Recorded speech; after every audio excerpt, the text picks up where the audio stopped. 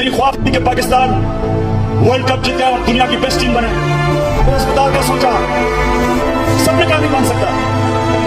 जब से मैंने सोचा 9 साल लगे अस्पताल बनाने में।